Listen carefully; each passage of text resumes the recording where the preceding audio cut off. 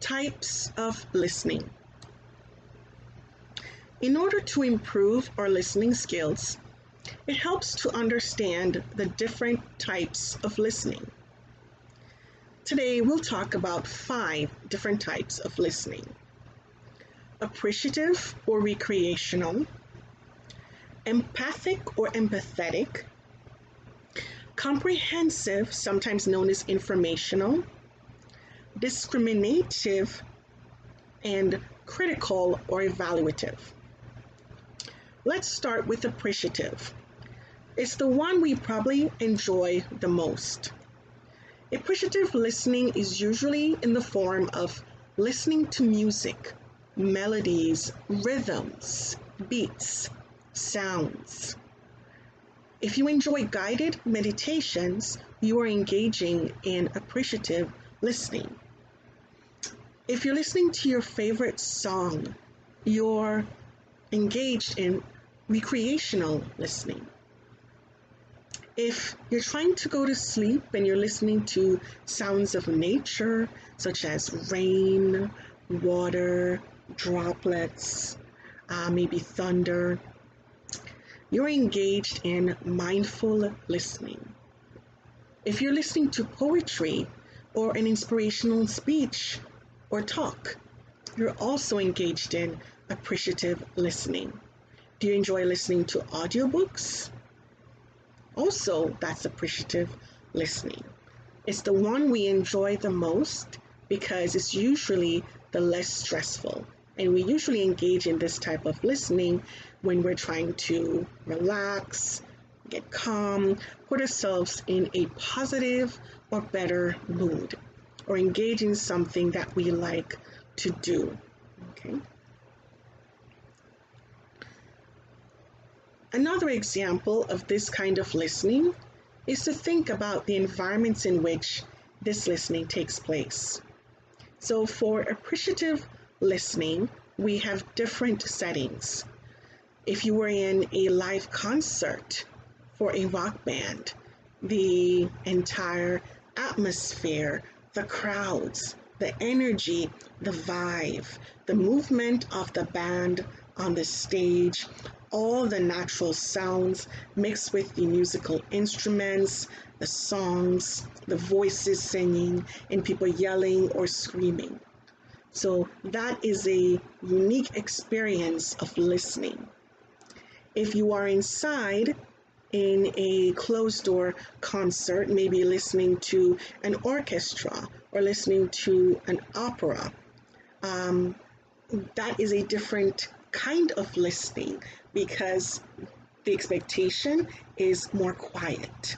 And so the focus will be listening to someone sing, listening to their tone, the melody of their voice, and appreciating the orchestra's tie-in and masterful harmonizing of all the different instruments that are being played together to create music with supporting the piece that's being performed by the opera singer.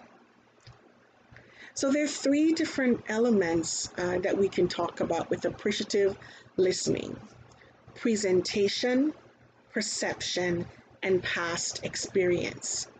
So when we talk about the setting, the atmosphere, that relates to the presentation. So how is this being presented to us? Are we listening to an iPod? Are we listening through a media player? Are we watching a video online? Or are we in a physical space live and we're getting that sound directly to our ears? So the experience of those sounds are going to be quite different hearing it through a channel or medium such as technology or media versus hearing it in the same space where the music is being played. Perception is another element. This could be a matter of genre preferences. So one person may enjoy rock music and think it's fun, it's upbeat, it's lively, it's energetic, and feels positively about playing that kind of music. Someone else may view that kind of music as being very noisy, very boisterous. Maybe they prefer quiet, so they feel it's hard to listen or concentrate. So that's another element of appreciative listening, which is we perceive or sounds differently. We have different subjective experiences of the things that we hear. Past experience is that final element. What does it mean to us, what we're hearing? So sounds have connections. So if we grew up hearing a song or music that had a positive childhood memory, later on in life, if we hear that song again, it may recall that positive feeling, that nostalgic, feel-good feeling of remembering that memory, remembering that positive experience. On the other hand, if we had a bad experience earlier on and we played a particular song and we were trying to process some difficult emotions through that song, or the song represents a moment when something tragic happened, then later on, if we hear that song, those memories may be recalled and can make us uncomfortable. So appreciative recreational listening can be a positive, usually positive, experience. On the other hand, the things that we associate with the things that we hear make a huge difference. Our next type of listening is sometimes known as empathic or empathetic listening. So this is listening to feature the person who is speaking, listen to, understand, and support, to offer a listening ear. There's a wonderful quote that says, empathy is seeing with the eyes of another, listening with the ears of another, and feeling with the heart of another. So this is where we take ourselves out of the equation and we focus on the person who is speaking. Usually in these situations, someone is sharing a personal feeling or experience, or they're talking about something that affects them, and they are looking, for example, to have some validation or to seek understanding, or simply to vent maybe and just get those feelings out and just to know someone is there to listen. One of the biggest mistakes or misconceptions people have about empathic listening is that somebody's asking for them to solve a problem or to give them advice, or else why would you share? But many people find that just by sharing and getting out those feelings or thoughts, they find a kind of cathartic release. And it's not required for someone to tell them how to solve it, tell them how to make it better, or to improve the situation. Sometimes even in talking through it, someone may find the answer on their own. So with empathetic listening, the idea is to focus on the other person and let them be heard. Okay, it's not to judge, it's not to dismiss. It sometimes can also be considered therapeutic listening because it is one of the main ways that counselors, therapists, psychologists, psychotherapists try to help people, guidance counselors as well, to help people to understand what's going on in their experiences more, to help them better understand their emotions and their feelings, okay? And to help them deal with situations where they can process those feelings.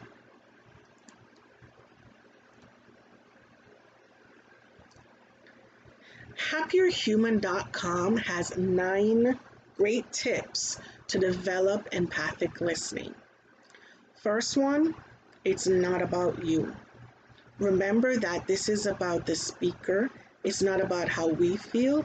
It's not about whether we agree or like what they say. The focus is their feelings. We don't have to think that the person is right in order to show empathy or understanding of their feelings or where they're coming from. Putting away your phone, in other words, it's easy for us to be distracted with technology and not to give our full attention. Not that we're not going to be distracted sometimes, not that every conversation or speaking situation is going to be something serious that requires us to give our full attention. But in situations where someone is trying to share something important or meaningful with us, it helps if we do show them our full participation in the conversation by not giving our time to something else, whether to the environment, to technology, or to anything else that could be distracting mentally or otherwise. The third is to be an active listener. This means being mindful that we're going to focus on the person, listen intently to what they're saying, and trying to understand things from their perspective. So this means even it can be easy sometimes for distracting thoughts to come to mind, for us to start thinking about other things that we maybe want to do, that we're going to be doing, and that's not active listening. It's not truly listening. And we can get caught in that. If someone notices we're not paying attention, they can call us on it. But active listening tries to be respectful and give the person their full mental and physical attention, looking at them directly, using good eye contact, and showing interest. Number 4 is to refrain from criticism. Again, we don't judge someone who's trying to share their thoughts or their experiences. Although we may feel that we have an answer to their problem, or we may think that they're not seeing it from our perspective correctly or in the right way, does not give us permission to impose our views or judgments on how they should handle it or how they should feel.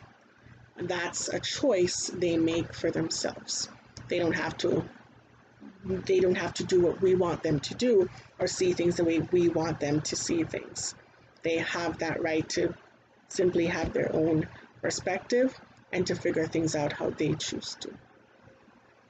Adjust your body language. Adjusting your body language, this also means showing that you're listening, not just indicating in a sense or assuming that they will know that you're listening just because you're in the same space. Listening body language uses direct eye contact, means it looks at the speaker when they're listening, not stares at them to make them uncomfortable, but looks in their general direction, uses nodding or other things to indicate that they're in tune, that they're being supportive. So again, minimal encouragers, nodding the head a little bit, using phrases just, oh, okay, oh, great, oh, okay, oh, wow. But not in a fake, forced, way, but these things are said or done to show acknowledgement or validation as someone speaks. Sometimes we can think, well, I show best that I'm listening by being entirely quiet. And there are moments when being completely quiet is the best response.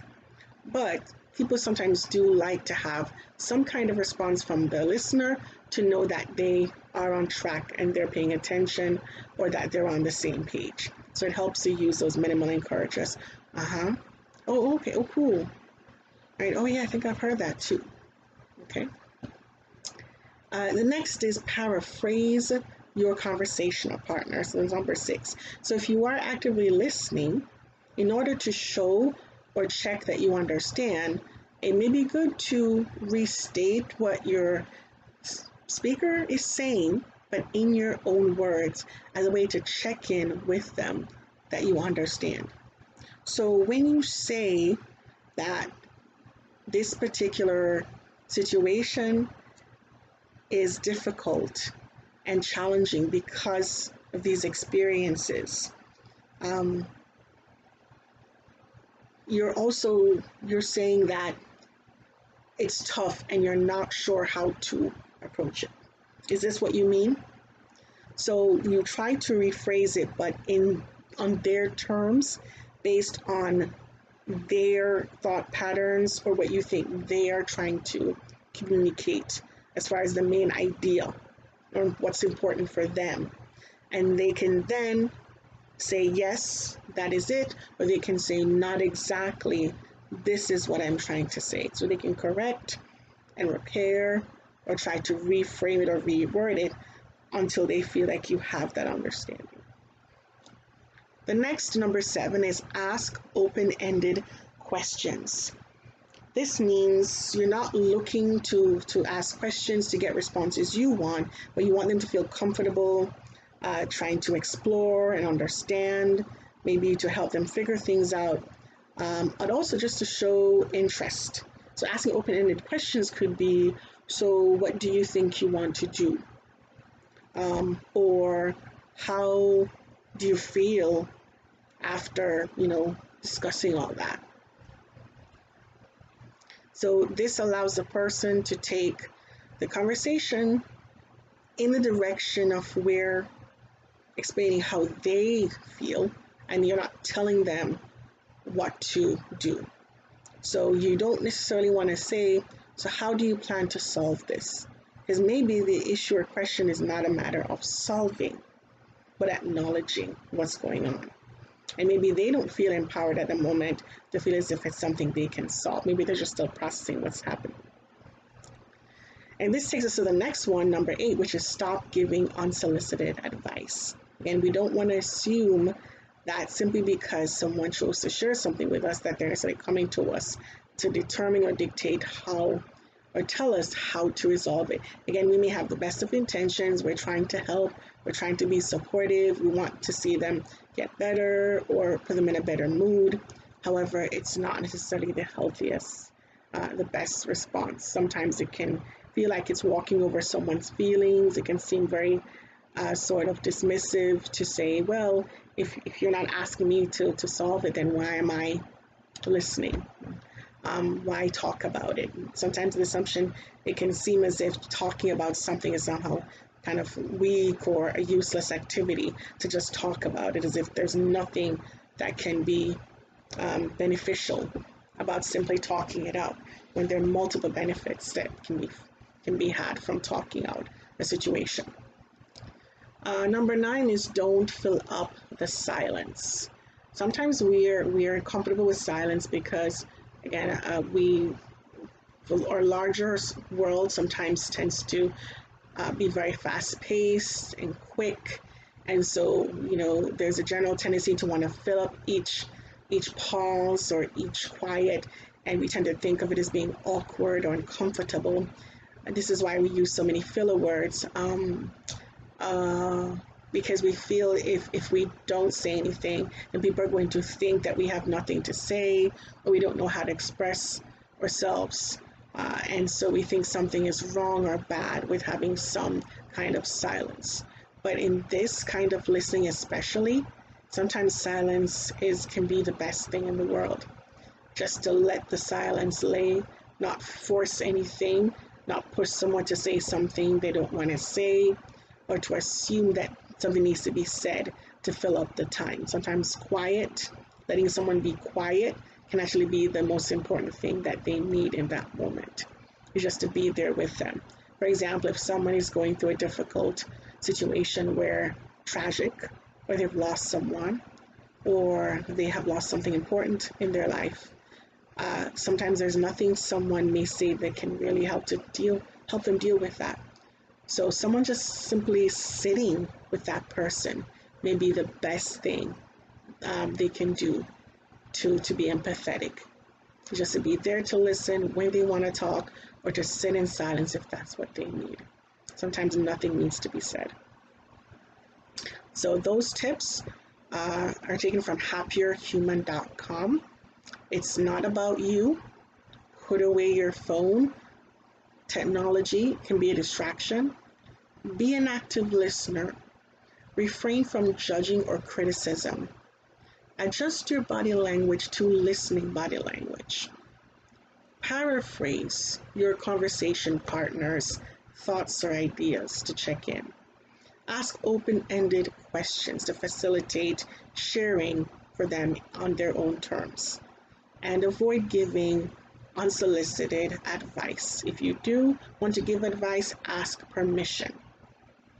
Don't assume that if you give it, they are required or expected to take it. We must feel like we have the choice to accept or to decline. And don't fill up the silence, meaning don't feel that you have to say something if there's quiet or silence. Sometimes silence is the best thing someone needs in that moment.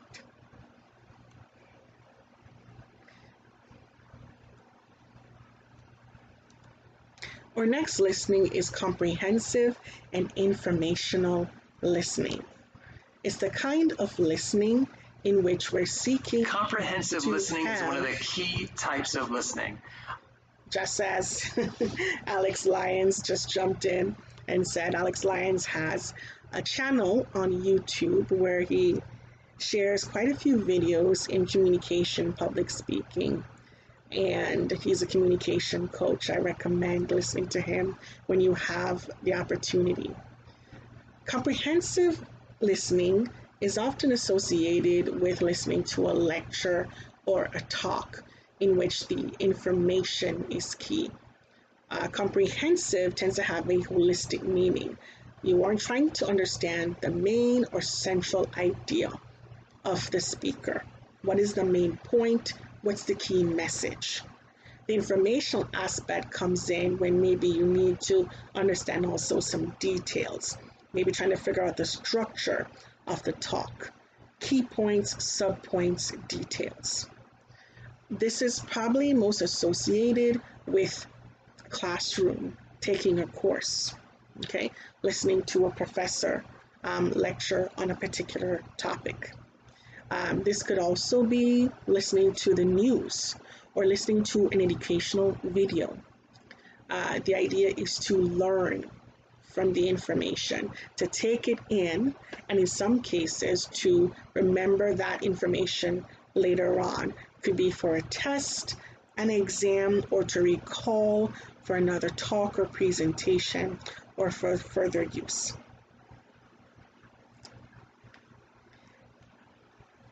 It takes practice to develop comprehensive listening. Comprehensive listening requires us to be attentive, to be focused, and to help ourselves shelf straying thoughts that can take away from focusing on the speaker. Focusing on things that can distract us, such as maybe impressions of the person presenting, or it may be the language that's used in the talk or presentation. If something is very complicated and is new to us and we're not familiar with it, it may be difficult for us to understand the information and to make sense of the main idea. So it's good to be aware of our knowledge level and or understanding of the complexity of a topic when we are listening. It helps also to, once upon a time, it's very common to have this process of pre-read, read, and then post-read. Essentially, which is review ahead of time if you can, so that you have some knowledge going in, so that when you do hear the information, you have something to connect or match it to. It's easier to learn when you have a reference point than if you're coming in with no background or no information at all. It also helps us to be informed about the topic so that we can, again, build on our knowledge of the subject and check the information as we listen.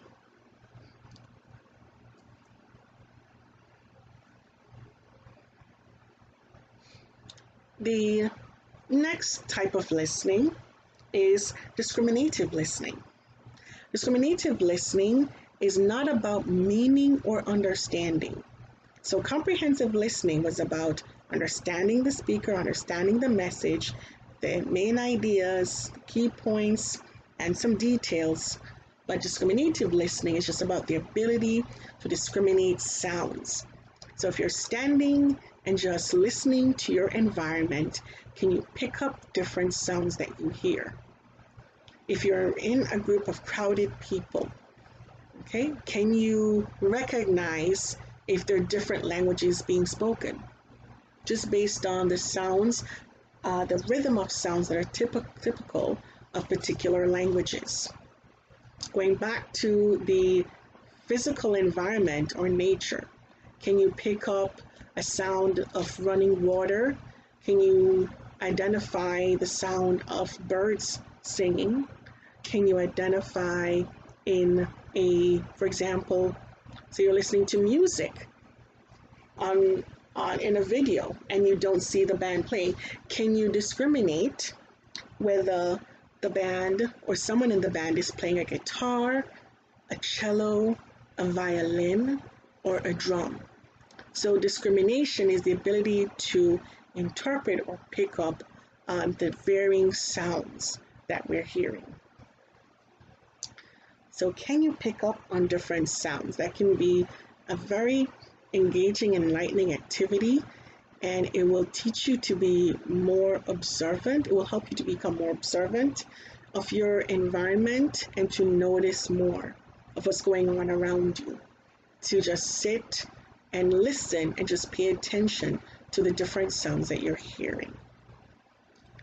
Our final type of listening is critical listening, also called evaluative or analytical listening. This is where we're paying attention to, we're going beyond understanding the main idea or point of the message, and now we're looking at whether or not what we're hearing is accurate, it's true, it's trustworthy, credible information. Is there bias involved even? There's a great model for understanding how to achieve critical listening. According to changingminds.com, there's something called SIER, S-I-E-R. It's sense, interpret, evaluate, and respond. Sense involves hearing. Can you simply hear the sound and discriminate what you're hearing? Okay, so if you're listening to a speaker, are you able to identify that, yes, I understand the sounds and I can recognize the speaker speaking a particular language and I can understand their ideas. I can understand what they're saying. Second is, how can I interpret? I for interpret. So do I understand the message, the meaning? Can I, for example, understand the intent or motivation and all the key ideas being presented? Do I understand the content, right, based on the language that's being used? Evaluate is when we think about checking the accuracy. So is this information true? Is it valid? Or, is it accurate? Is it sound reasoning that's being used? Or is there any bias involved in how the information is being presented to me? Can I trust it? Is there a hidden agenda possibly that's affecting how the information is being presented? Is there any way for me to check this information, the accuracy of it? And the final part of the model is respond. This is where, after receiving and taking in the message, and we trying to understand it, and then questioning the accuracy or assessing the accuracy of the information, the arguments, the reasoning. The next thing is figuring out how to respond. Is it a message that we accept, and we may choose to accept the message or decline or reject it, or we may just simply take it in as simply information and not think about it too seriously. But where the message has a significant impact on our lives based on whether or not we accept it or reject it, such as an election, it benefits us to think carefully and evaluate what we're hearing so that we can protect our best interests, so that we can make decisions and exercise options for ourselves that are going to be beneficial. So another thing to keep in mind is if we're listening to messages, in order to assess a value, it helps us if we think about if there are any fallacies or false kinds of reasoning that are being used in order to convey the message. First off, we can look at the person.